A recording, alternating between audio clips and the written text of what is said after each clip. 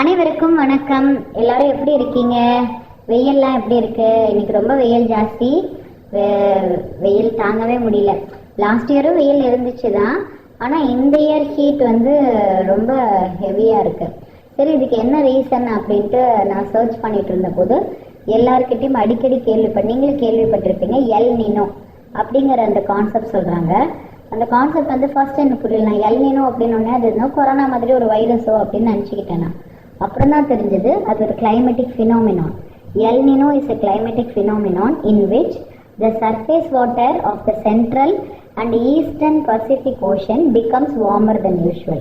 யூஸ்வலாக இந்த மந்த் இருக்குல்ல, அப்போ வந்து ட்ரேடு விண்ட்ஸ் என்ன பண்ணும் அப்படின்னா, காற்று இந்த கடலுக்கு மேலே இருக்கிற காற்று வந்து ஈஸ்ட்லேருந்து வெஸ்ட்டுக்கு வீசும். சரிங்களா? அதனால என்ன நடக்கும், அப்போ சூரியனால் அந்த வெப்பம் கிரியேட் ஆகி அந்த வார்ம் வாட்டர் இருக்கும்ல, கடலில் சூடான தண்ணி வந்து இந்தோனேஷியா அப்புறம் ஆஸ்திரேலியா கிட்ட வந்து போயிடுமா. இது வந்து யூஸ்வல். இதில் இதே சமயத்தில் என்ன நடக்கும்னா, சவுத் அமெரிக்கா இருக்குல்ல, அங்கே பெரு கோஸ்ட் கிட்ட வந்து அந்த குளிர்ந்த நீர் வந்து அதுக்கு மேலே எழும்ப ஆரம்பிச்சிடும். வார்ம் வாட்டர் இப்படி மூவ் ஆன உடனே இந்த கடலுக்கு இந்த சைடு வர ஆஸ்திரேலியாவுக்கும் இந்தோனேஷியா கிட்ட வந்த உடனே அந்த கோல்டு வாட்டர் வந்து இங்கே வந்து மேலே எழும்பிடுமா. ஓகேவா? ஸோ இந்த வார்ம் வாட்டர் வந்து இந்தோனேஷியா கிட்டேயும் ஆஸ்திரேலியா கிட்டேயும் வர்றதால இந்தியாவுக்கு என்ன லாபம் அப்படின்னு பார்த்தா, இந்த தண்ணி ஆல்ரெடி எப்படி இருக்கு, சூடாக தான் இருக்கு. அப்போ ஒரு தண்ணியை நம்ம கொதிக்க வச்சோன்னா அது என்ன நடக்குது, மேலே போயிட்டு எவாப்ரேட் ஆகி கிளவுடு ஃபார்மேஷன் நடந்து மழை வந்து எடுத்துட்டு வருகிறது. ஓகேங்களா? இதுதான் இந்தியன் மான்சூன் ரெயினுக்கு வந்து ரீசன்.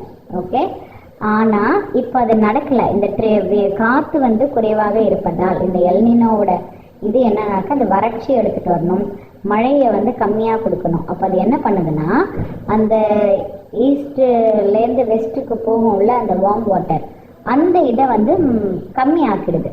புரியுதுங்களா? அப்போ இந்தோனேஷியா கிட்டேயும் ஆஸ்திரேலியாவுக்கு மேலேயும் நிறையா அந்த வார்ம் வாட்டரோட இது வந்து இல்லை. அப்போ எப்படி நீர் வந்து ஆவியாகிறது, எப்படி வந்து மேகங்கள் வருது, எப்படி மழை வரும்? ஸோ வராதில்ல. அதுதான் காரணம். இந்த எல்னினோ வந்து இந்த கான்செப்ட் தான் பண்ணுது. இந்த வருஷம் மட்டும்தான் அப்படியா?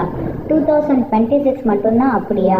இதனால வந்து எல்லாரும் என்ன சொல்றாங்க, வறட்சி ஏற்படும், விவசாயம் வந்து பாதிக்கப்படும், வாட்டர் ஸ்கேர்சிட்டி அப்படின்னா தண்ணி தட்டுப்பாடு நடக்கும், ஹீட் வேவ்ஸ் அனல் காற்று வந்து ரொம்ப அதிகமாக இருக்கும் அப்படிலாம் சொல்றாங்க.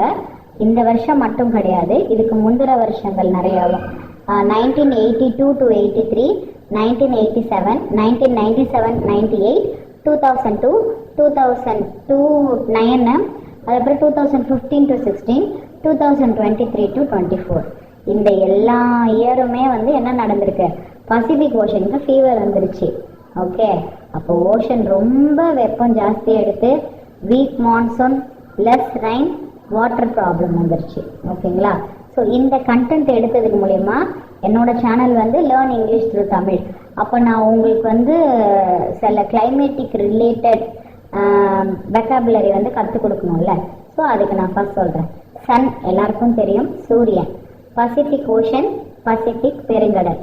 வார்ம் வாட்டர் அப்படின்னா, வார்ம் அப்படின்னா வெப்பமான நீர், கோல்டு வாட்டர்னா குளிர்ந்த நீர், கிளவுட் அப்படின்னா மேகம், எவாப்ரேஷன்னா ஆவியாகுதல், ரெயின் வந்து மழை, அதையே ஹெவி ரெயின்னா கனமழை, லைட்னிங் அப்படின்னா மின்னல், தூறல்னு சொல்லுவோம்ல, ஹெவி ரெயின் கிடையாது ஆனால் தூரிச்சுன்னா ட்ரிசிலிங் அப்படின்னு சொல்லி ட்ரிசில், தண்டர் அப்படின்னா இடி, டெம்பரேச்சர் அப்படின்னா அது வந்து வெப்பம் தான், ரெயின்போ அப்படின்னா வானவில்.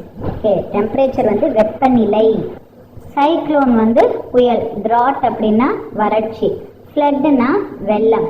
Okay, so it is thundering outside. Sentences பாருங்க. It is thundering outside, வெளியில் இடி இடிக்குது. Okay, the temperature is very high today. இன்னைக்கு வெப்பநிலை ரொம்ப அதிகமாக இருக்கிறது. There is a severe drought this year. இந்த வருஷம் கடுமையான வறட்சி இருக்கிறது. The village was flooded by river water. ஆற்று நீரால கிராமம் வெள்ளத்தில் மூழ்கிடுச்சு. Okay, so before ending this video ஒரு சின்ன request.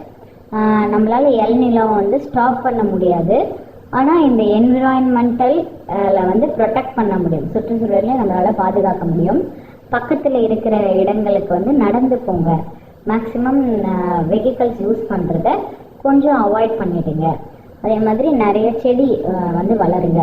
Let's protect nature and save our environment. Hope you understood the concept El Nino. If you like this video, kindly like, share and subscribe for more videos. நன்றி, வணக்கம்.